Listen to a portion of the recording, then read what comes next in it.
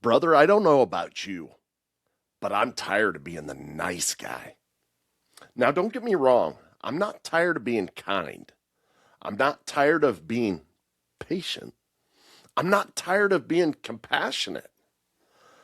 I'm tired of the kind of nice that keeps a man quiet when he should speak.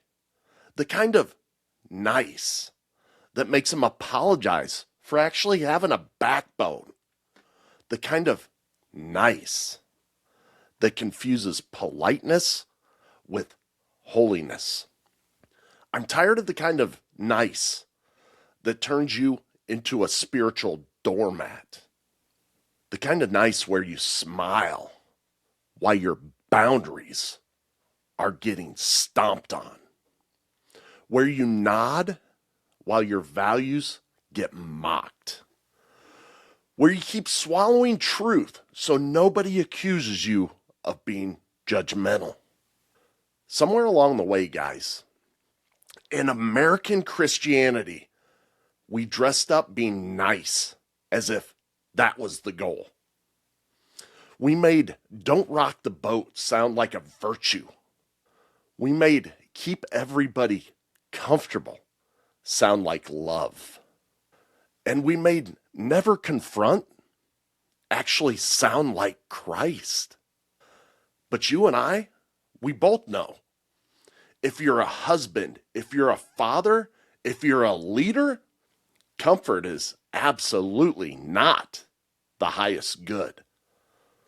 Truth is. Holiness is. Righteousness is. Now, if you grew up like I did, you know the slogan well. The slogan that actually trained this posture in us. WWJD. What would Jesus do? Now, I was born in the 70s. I grew up in the 80s and 90s. And this was everywhere. It was on bracelets. It was on posters. It was on little signs that were illusions that people would keep up on their mantles or on their coffee tables, whatever. And it was these optical illusions, if you stared at it long enough, you would see that hidden image pop out, that WWJD. And, it's kind of funny because if you stare at that phrase long enough, it felt like Jesus popped into your day. And as a kid, I loved it, right? I loved going to my grandparents' house and seeing that. I loved it because it actually made you pause. It made you pause and it pointed your mind towards someone or somewhere holy. And it sounded like it was good discipleship. But here's what I didn't understand about it as a boy. That anything that actually points to God, it can also be twisted. Not necessarily into rebellion, but sometimes into comfort or into control or into a version of faith that feels safe, yet leads to producing weak men in the faith. And over time, this WWJD, it was like that. It started off good, but it got flattened into something like be nice. Don't confront. Don't judge other people. Just stay out of it. Let people do what they want. Keep the peace. What would Jesus do? And it's been weaponized like that. Subtly, but it's been weaponized.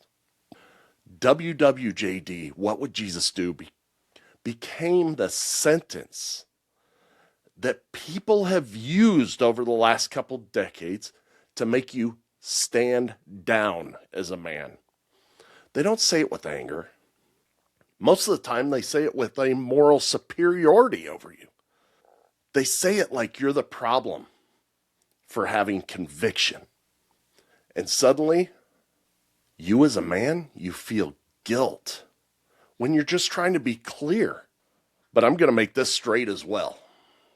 Jesus did not die on the cross and rise again to produce men who can be manipulated like that by slogans that use his name. And granted, I lived like that for many years. You know, I led my family in my own home. Not well, but I led my family in my own home, and I had boundaries.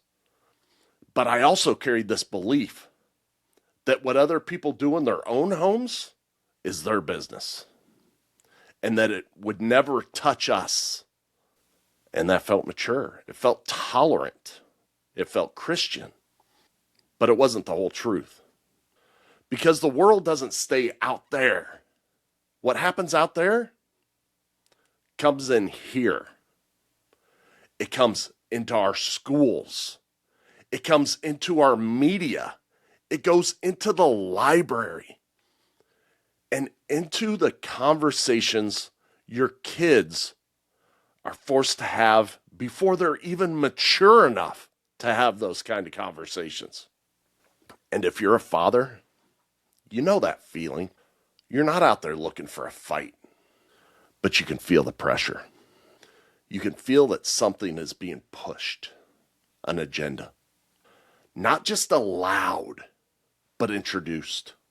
Not just freedom, but a formation for your children.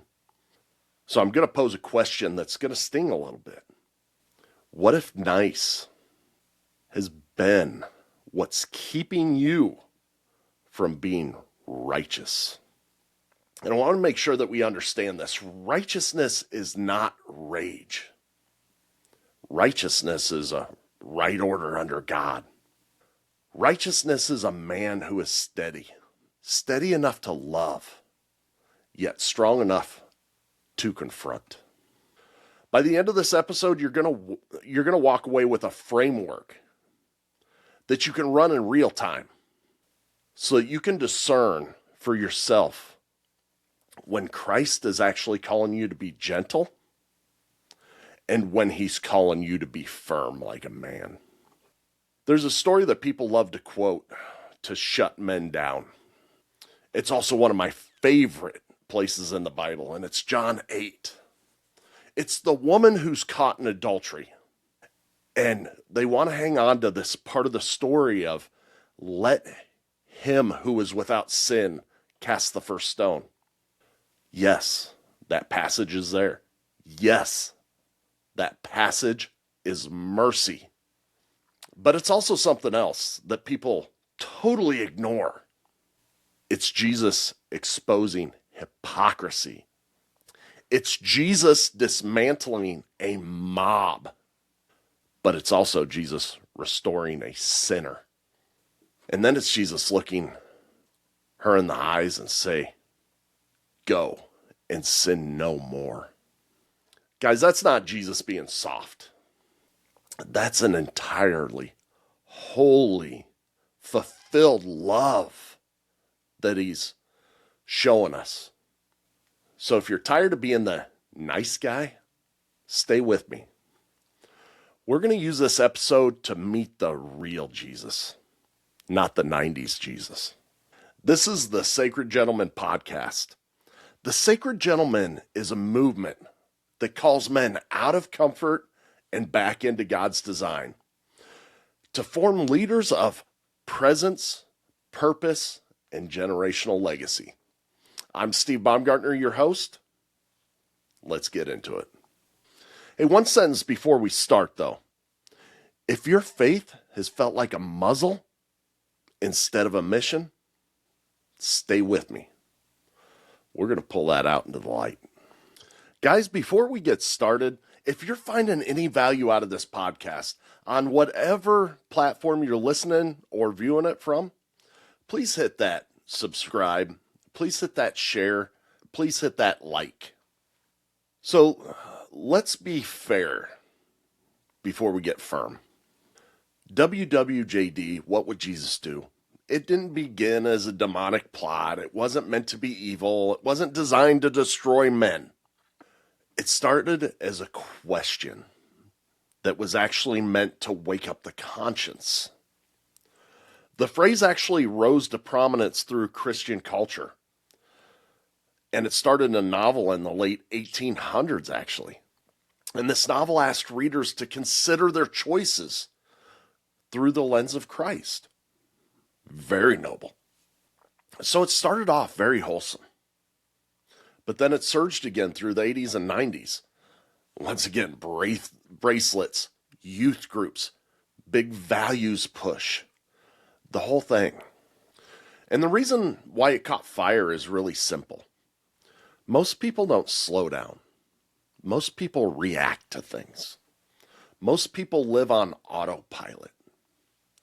So a simple question of what would Jesus do? It creates a pause that can be powerful, but it's a pause that we should take for ourselves, not because someone else tells us to take it. Hopefully that makes sense. You know, as a kid, I felt like this WWJD, what would Jesus do? It felt like an anchor, like I had a compass, like I had a way to check my impulses. And there's something good in that. There's no doubt. But here's a retention check. If you only remember one thing from this section right now, I want you to remember this. A question can be absolutely holy, all right? I'm not saying that what would Jesus do is bad. How it's used is bad. But the thing that I want you to remember is that a question can be holy, but it can still be incomplete. This WWJD became a substitute for something much deeper. And that much deeper thing that it became a substitute for is the thing that it was meant to do, and that was discernment. Discernment, it's not be nice. Discernment is knowing what love really requires within that specific moment. You know, when we look at Jesus, when we look at Jesus's life, when we read the scriptures, Jesus does not respond the same way to every person that he encounters. He does not speak the same way to every person's heart. He is gentle with the bruised reed. He's firm with the wolves. He's patient with the learners. Yet he is very severe with the hypocrites who are using religion to devour people. That's the real Christ that we need to know. But in American Christianity and the WWJD, I'm going to call it a movement, Jesus got reduced to a character that never confronts people. A Jesus who never warns. A Jesus who never draws lines. A Jesus who would rather keep the room comfortable than call a man to repentance. And here's why slogans do this. Slogans are quick and they're portable and it fits on a bracelet. But Jesus doesn't fit on a bracelet. Jesus is not a brand. He's not a mood. Jesus is not vibes, man. Jesus is Lord. Which means if you're going to follow him, you have to follow him. You have to follow him into moments that actually cost you something. The moment you tell the truth when it could create tension. The moment you protect your home's order when people want you to surrender it. The moment you refuse to call evil good just so that you can be liked. This is a show for men, so let me say it like a man. A lot of us men, we were trained to be nice.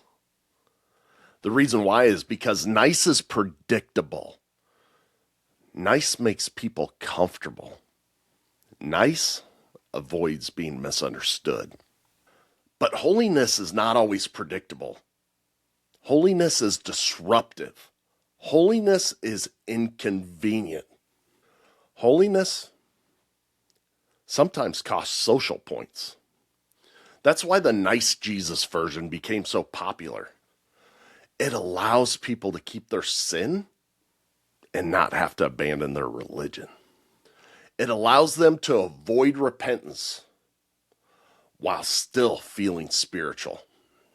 It allows them to demand love but reject truth. And the cost of that counterfeit is paid inside your home because men become afraid of their own authority. They begin to interpret leadership as being controlling.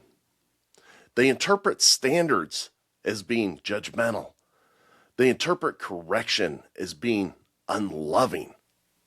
So they stand down. Then they wonder why their wife feels alone, why their kids push limits, why their house feels chaotic, why they feel numb and tired all the time. Brother, part of the reason is this.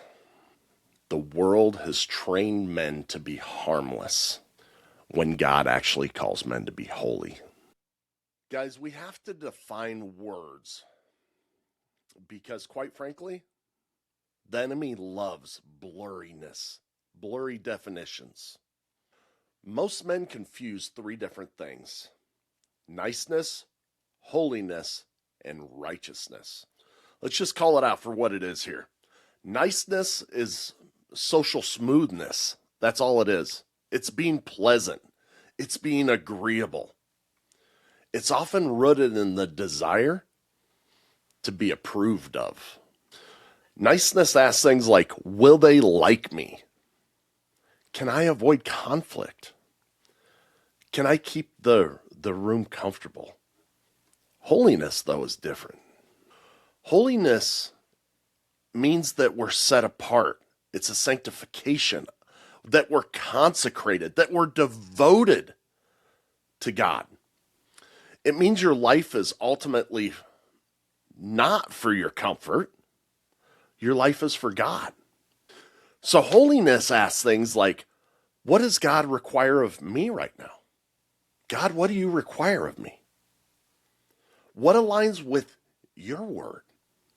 And what is going to honor him through my actions, even if it costs me personally? And righteousness? It's really what holiness looks like in action, in motion. Righteousness is right order under God. It's the father who sets boundary because he loves his children. It's the husband who speaks the hard truth calmly because he refuses to let bitterness rot his marriage. It's the leader who confronts a lie because people are being harmed. Righteousness is not self-righteousness. Self-righteousness is almost the opposite. It's pride. It's pointing the finger without any sort of humility. It's using truth like a weapon just so that you win. But true righteousness, biblical righteousness, it's truth partnered with humility and courage. So here's what I want you to take away. Niceness is simply about how you are perceived. Holiness is about who you obey. Righteousness is what obedience looks like when it requires action. And guys, right now, we have a righteousness deficit in America. We have a generation of men trained to be nice in public, while in their private lives, they're drifting.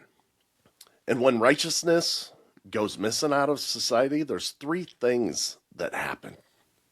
Sin gets renamed. Not repented for, but renamed. Second one is boundaries get mocked. Standards get labeled as toxic. 3, authority gets treated like oppression. Fatherhood becomes controlling. Leadership becomes patriarchy. Conviction becomes hate. And the man who wants to be faithful starts to feel like the odd man out. And that generally leads to him backing down. And backing down is not the call of Christ. I want to talk to you a little bit about how minding my own business actually became my operating system. So I'm going to confess something that might sound familiar or might not sound familiar. I don't know. But this WWJD, What Would Jesus Do, became a spiritual version of mind your own business, I guess would be the best way I can look at it. And it got so second nature that it didn't even show up as a decision. It was how I postured. I simply had this belief that what other people do, that's their business. It doesn't affect my family. We're just going to focus on our home right here. And again, there's partial truth there, right? Because a man can't control the entire world. And a man shouldn't live obsessed with everyone else's sin. But we can use that posture as a way to avoid responsibility. If I convince myself that it doesn't have any effect on us, then I didn't have to lead with clarity. I didn't have to really form convictions. I didn't have to speak out. I didn't have to draw lines. And I certainly didn't have to practice courage. I remember moments as a dad where this posture really showed up. And it was with my older kids. One of them would ask a question. Maybe it was something about what they saw on TV, something that they heard at school. And I'd give a safe answer. And that answer, it sounded open-minded, right? I would tell them that we don't believe like that in this house, but they could do what they wanted, right? It sounded open-minded. And it sounded like there was a strong stance there, but really what it did was it avoided a really strong stance. Mainly because I didn't want conflict. I didn't want to have to answer the question of, well, that's not what Billy's family believes. Why are they different? And I see this same pattern in countless men that I coach, that I guide, that I lead. And these men, they're not wicked. They're not malicious. They're tired. They're busy. They're trying to keep life stable for their families. And they choose the path of least resistance. And they somehow feel like that's love. But here's the problem with that.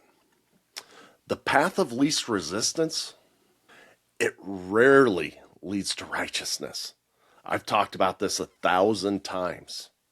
Our best growth comes through personal struggle, through confrontation. A lot of times with ourselves.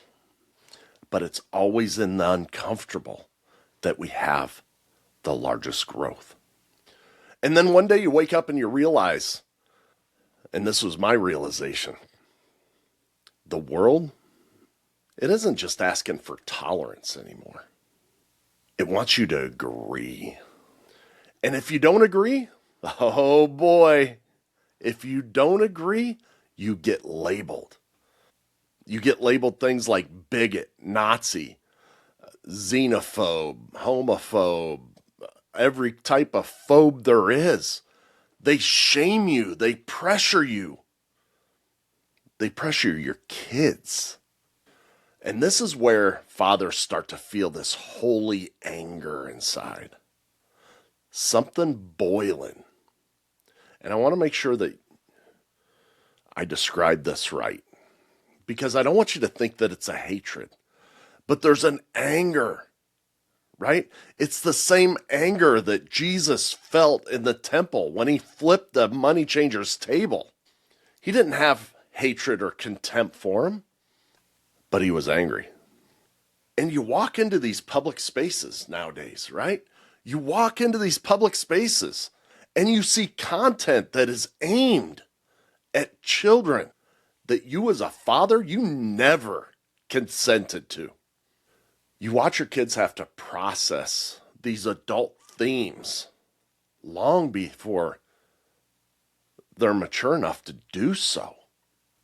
And you realize that neutrality that you practiced, it was a myth all along. Culture is never neutral. Culture actually catechizes our children. So the question becomes, who's forming your children? Is it culture or is it you? Who's shaping their moral imagination? Who is teaching them what's good? Who's teaching them what's beautiful and what is true? I guarantee you guys, if you don't, someone else will fill that void. Let me get back to it. The reason so many men feel stuck today is because they want to protect, but they've also been trained to stand down. They want to lead, but they've been trained to be nice, and they freeze, or they explode. And neither one of those two, freezing or exploding, is actually Christ-like. Now look at Christ. He was never passive, and he was rarely reactive. But Christ was always present.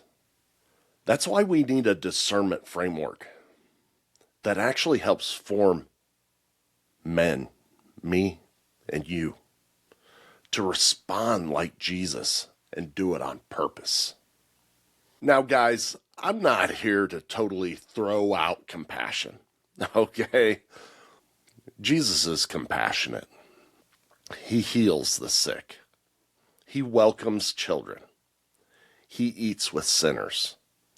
He touches the unclean. He forgives. Now think about the woman at the well. He doesn't start by shaming her. He starts with conversation. He engages with her. He draws her out. He dignifies her with his attention. Think about the leper.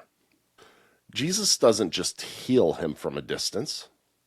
He actually touched him. He crossed that social boundary to restore that man who had been isolated from society. Think about the sinful woman who anoints Jesus' feet. He defends her in front of critics. He protects her dignity. Think about Peter after Peter failed. Jesus restores him by asking him 3 times, "Do you love me?" Guys, that's tenderness. There's no doubt about it. That's compassion. And those scenes, they're not weakness. They're actually strength. Controlled strength. And the reason why I'm emphasizing this is because some men hear me talk about stop being nice and think that I'm giving them permission to be harsh. No, absolutely not. Harshness is not righteousness. Harshness is usually fear that's simply wearing armor. Now, what we need to do is we need to be calm. We need to be steady.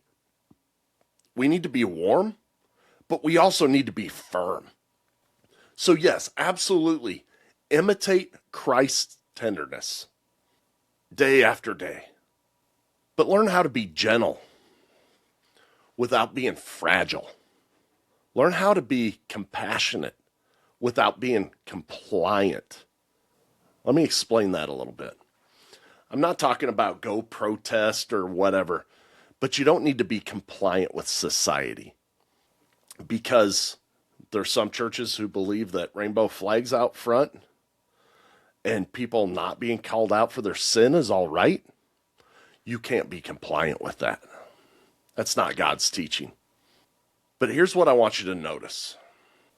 Jesus' gentleness always aims at restoration. It doesn't aim people towards comfort. It aims people at freedom. Jesus doesn't soothe people into staying stuck where they're at today. He restores them into some sort of transformation, even in Jesus' gentleness, he forms people. And that's where this nice Jesus teaching goes wrong, this WWJD, this putting people on a leash with this term, where it goes wrong. Nice Jesus becomes a tool to keep people from being challenged. It says, don't confront sin, just love. But in Scripture, love and truth, they're not enemies. Love without truth turns into comfort love. Truth without love, it's actually brutality. Now let me tell you about my Jesus. Here's the Jesus that people absolutely avoid preaching about. Well, I shouldn't say all people, but some people avoid preaching about. This Jesus actually requires a spine. It's the Jesus that actually confronts hypocrisy. He calls leaders whitewashed tombs. He calls them vipers. He warns us about hell. He rebukes whole cities for refusing to repent. He also rebukes Peter, his own disciple, saying, "Get behind me, Satan." He flips tables and drives out corruption with a whip, mind you, in the temple to preserve his Father's house. He speaks in parables that divide the crowd. Some receive it and some reject it. He tells the rich young ruler the truth that costs him his idol. He calls out the Pharisees for loading burdens onto people that they wouldn't lift a finger to help. And here's another example that really matters for men today. Jesus doesn't answer every demand for proof of who he is. You know, some opponents come to trap him, just like they do on social media. They want signs, not to believe, but to control the conversation. So sometimes Jesus refuses. Sometimes he walks away. Sometimes he calls out their hardness. That's a word for the man who keeps trying to win with people who aren't listening. Sometimes we got to walk away. Sometimes we got to refuse that battle. And I'm talking to myself when I'm saying this. There are moments that we don't argue. We have to stand. We have to hold our line and we have to stay ready. And Jesus doesn't walk away or refuse because he can't or because he's insecure. He does those things because he's holy. He's protecting God's people. He's protecting worship. And he confronts what devours. Let me say this with a touch of care. A lot of you men listening right now, you've only been given half of Jesus. Whether it's by culture, by your church, whatever, by your parents, a lot of you have only gotten half of Jesus. A lot of men have been taught only about the Jesus who will comfort that man.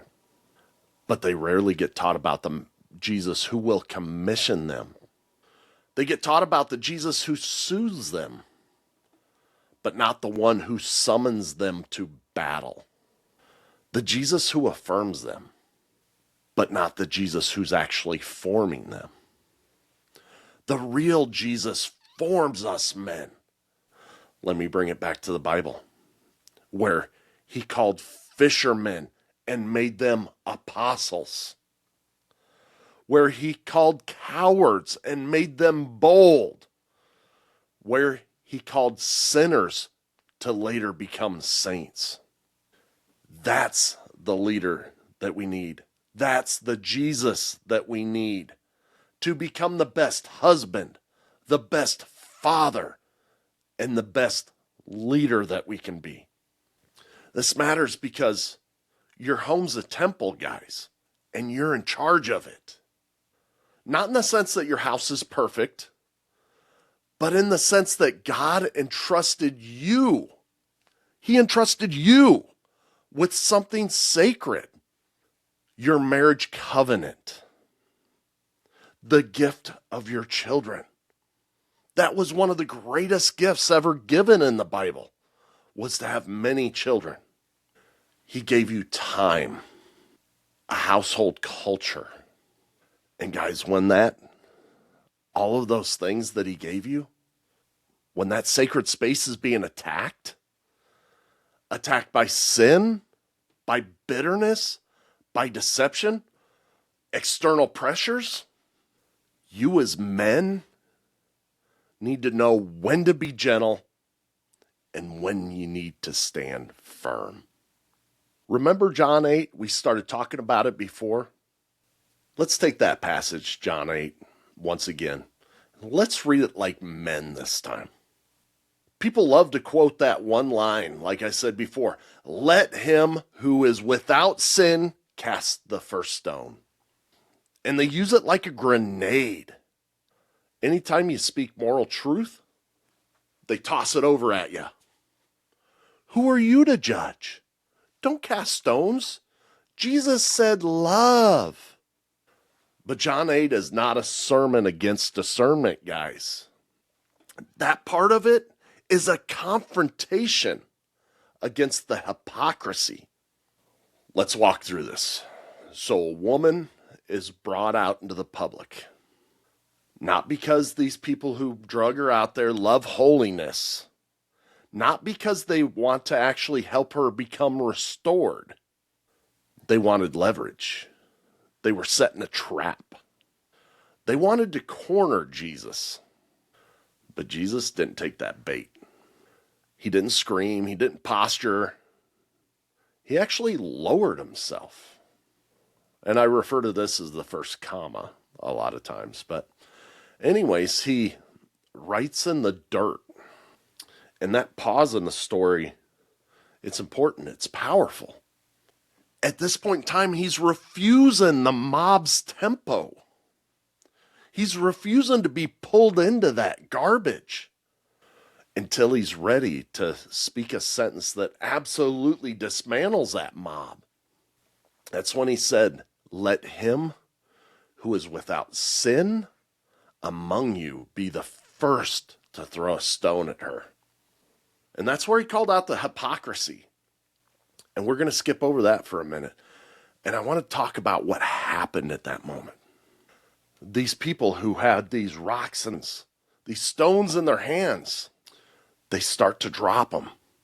And one by one, these people leave until there were none. And that was Jesus confronting false righteousness. He exposed the reality of those people were not there to defend holiness. It was a performance. And then Jesus turns to her, and he's tender in this moment. And he asks, woman, where are they? Has no one condemned you? And she repeats back to him, no one, Lord. And then Jesus says, neither do I condemn you. Guys, I don't know about you, but that is such a beautiful moment because we see this outpouring of mercy to this woman. But it doesn't end there. It doesn't end there. And we come to the second comma in this story. And that's where, after Jesus has poured out this mercy, built this relationship with this woman in this moment, he tells her, go. And from now on, you are to sin no more. And that's where righteousness stepped in. And if you want to talk about the not casting a stone and not that last line, that's a total misunderstanding of Christ. An absolute misunderstanding of who he was and what he was doing in that moment. That story has 3 parts for a reason. Dispelling the hypocrisy, building the relationship, and then restoration. Jesus doesn't say comforting words like, that's not really sin. He doesn't say, go out there and live your own truth. He doesn't say, hey, why don't you just go do what feels right? Jesus restores this woman and calls her upward. So John 8 to me is always the perfect picture of the theme that we're talking about right now. Because he was gentle, yet firm. There was mercy and there was truth. And there was a relationship and there was righteousness. So here's a practical takeaway for you on this one. Sometimes the most loving thing you can do is to refuse the mob. Refuse the pressure. Refuse the false framing. And stay anchored to God's standard. Because if you surrender truth, you're not going to get peace. You get a temporary ceasefire that costs you your children later. All right, gentlemen, we're going to make it practical now. You guys don't need more opinions. You need processes. So we're going to walk through a framework that will look at things through 3 different lenses: true, loving, and righteous. And then we're going to talk about 2 modes of operation: gentle and firm. We're going to talk about some real examples and some traps to avoid. So you can use this discernment grid in any moment. You can use it at home, at work, with your kids, in your marriage. I want you to ask 3 questions. What is true? So these will be the 3 lenses, right? What reality needs to be named? What lie is operating here? What are we pretending that isn't happening? Second one is, what does love look like in this situation? Not what keeps the room calm, not what keeps me liked, but what actually serves this other person's soul? What moves them towards God? What protects this relationship long term? And then 3, what is righteous? What action actually establishes right order? What boundary needs to be drawn? What needs to be corrected? What needs to be protected? After we ask those 3 questions, then we need to choose the mode that Jesus modeled for us. And we got 2 modes. The first mode, mode A, is the shepherd. And that's where Jesus has modeled a gentle persona. The other one is mode B, which I call the king. And then this is where Jesus modeled firmness for us. So let's talk about mode A, which was the gentle or the shepherd.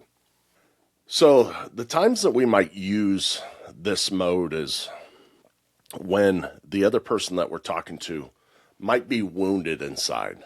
They might be ashamed, but they're repentant and they're teachable, and they might also be overwhelmed. Our goal with this conversation is to help restore them back to God, back to dignity, just to help restore them overall. Our tone when we're in this gentle persona is to be warm, to be loving. And with that, our posture needs to be near them. Sit close, with our wife, might hold their hand, might be an arm around our child, something like that.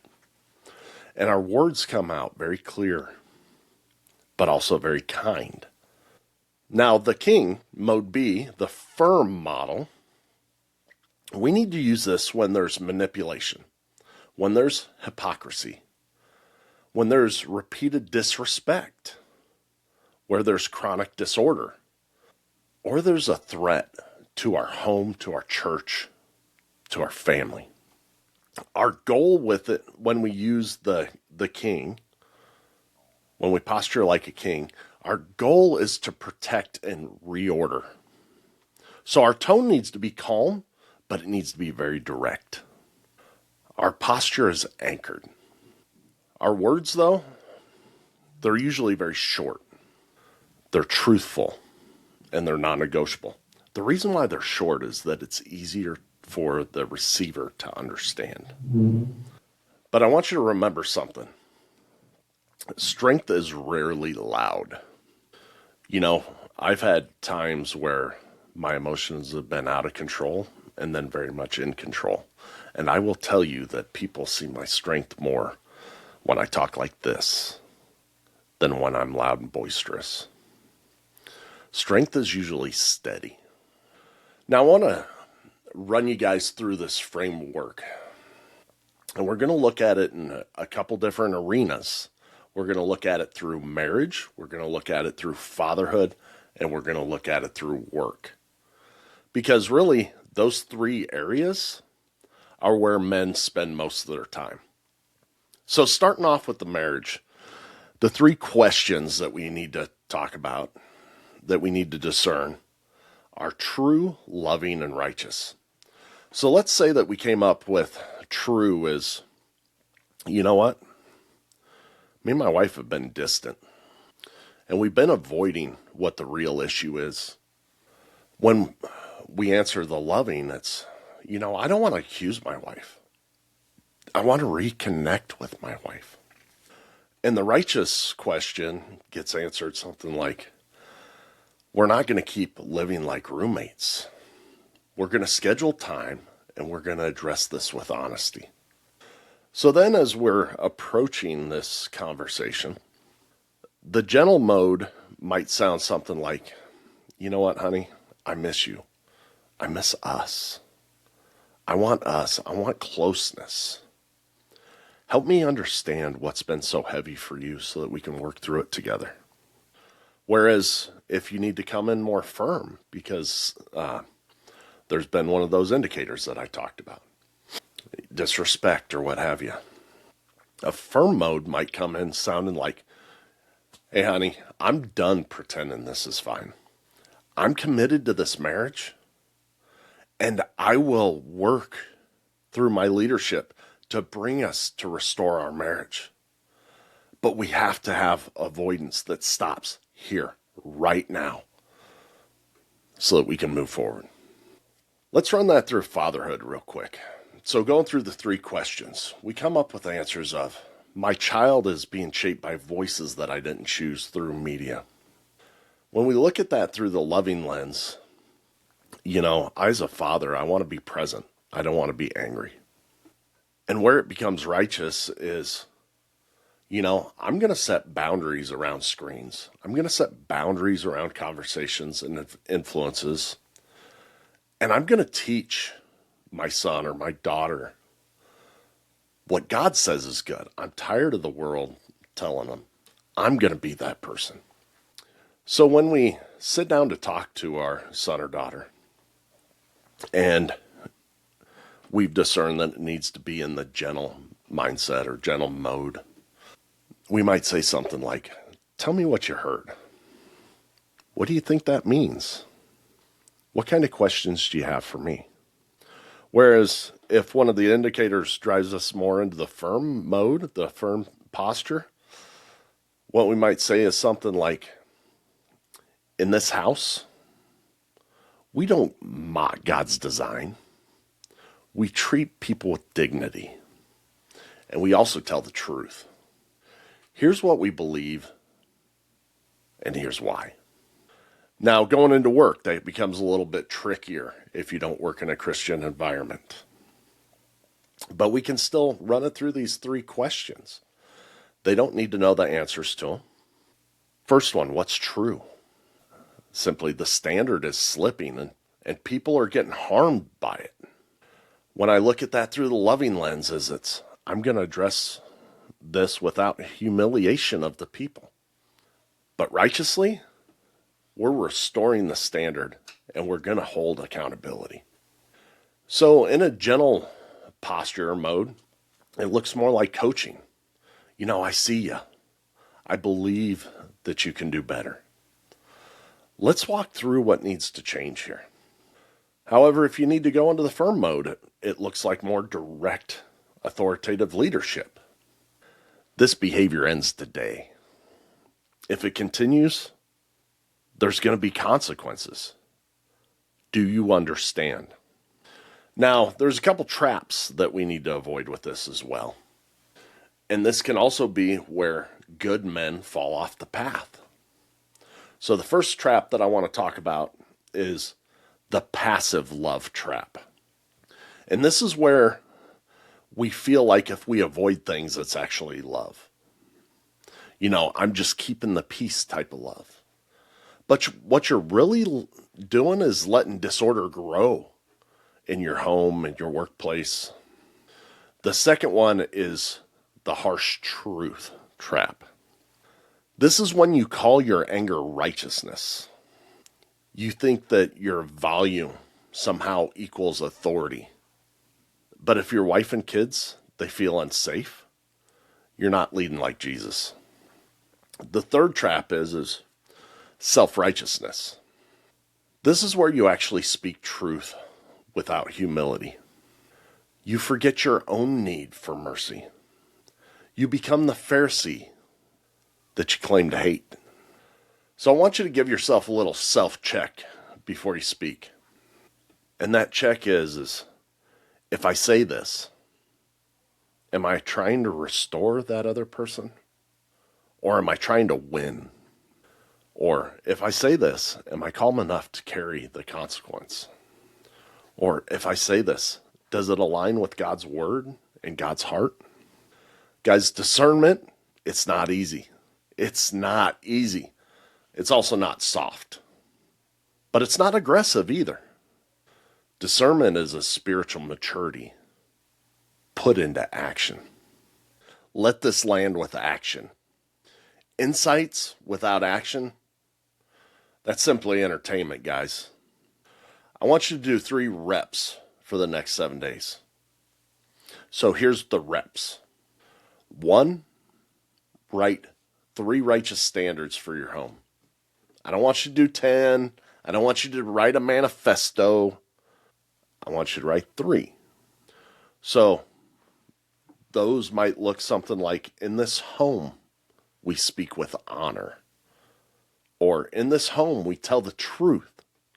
Or in this home, we address conflict directly. In this home, we protect innocence. In this home, we worship God first. Take those and put them somewhere visible for your whole family. It's not decoration. It's a commitment. Structure holds identity, guys. The second rep, have 1 firm conversation that you've been avoiding. Whether it's with your wife, with one of your children, with all of your children, one of your employees, a coworker, a boss, whatever. And I want you to be calm and clear. You might say something like, I'm not available for that tone. We're not doing sarcasm in this house like that. We need to talk about what's been happening. This pattern is not healthy for our marriage, and it needs to stop here today. The goal with these conversations isn't to win. It's to establish order as the head of your household. Rep 3 is have 1 gentle conversation that builds safety. You might ask something like, what's really going on inside of you right now? Is there something that you're afraid of? What do you need from me right now? And I want you to listen, not to fix, but listen for understanding. Your home, it follows you. It follows the temperature of your soul. If your soul is fearful, your leadership is avoidant. If your soul is angry, your leadership's going to be harsh. If your soul is surrendered to God, your leadership's going to be steady. So a couple of practices that you can add into that as well. First one is a timed pause before you respond. So when conflict hits, your nervous system gets amped up first, right? It wants to speed. But discernment, it requires you to breathe. So breathe and pray.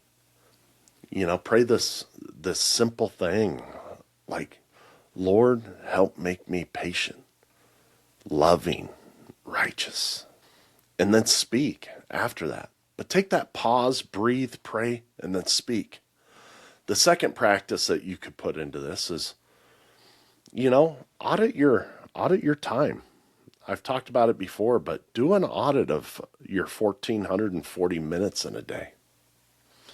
Your life is completely made up of minutes. You have no more, you have no less than anybody else in this life. The reason why I say to do that is because if you truly desire something, if you want a righteous house, you have to put it in your calendar. So ask yourself, where are my minutes going? Where's my attention going? What's actually forming me as the head of my household? What's forming my children? And make one adjustment this week. It might be family dinner with your phones away. Scripture and prayer before bed. Setting a screen boundary. A weekly check-in with your wife. A brotherhood check-in so you don't drift. Guys, I could go on for days. But ultimately, stop being nice. Start chasing holiness. Nice is for the word. Holy is for God. What would Jesus do? It isn't the enemy. I know it felt that way. But it's not the enemy. The enemy is actually a counterfeit Jesus that people try to put on top of that phrase. The counterfeit Jesus is the nice Jesus that never confronts. And what that'll do is it'll make you passive. A harsh man with no tenderness makes you feel unsafe. We need to walk the narrow path. True, loving, righteous, gentle, and firm at the right times. Authority with love. Here's your action step today. Write those 3 standards as we talked about. Pick the conversation. Lead it steady. Guys, your presence is your leadership. Legacy starts today. And if you want to go deeper, this is the kind of formation that we build inside the sacred code week by week. So you don't just understand it, you become it. It's a transformation. It's a formation. One more thing, man, because this is where a lot of men get stuck. You're going to be tempted to wait until you feel ready. But readiness rarely arrives before obedience. Usually obedience creates readiness. So start small, start clean, and go after it. One day is a dream. Day one is action. We'll see you next week.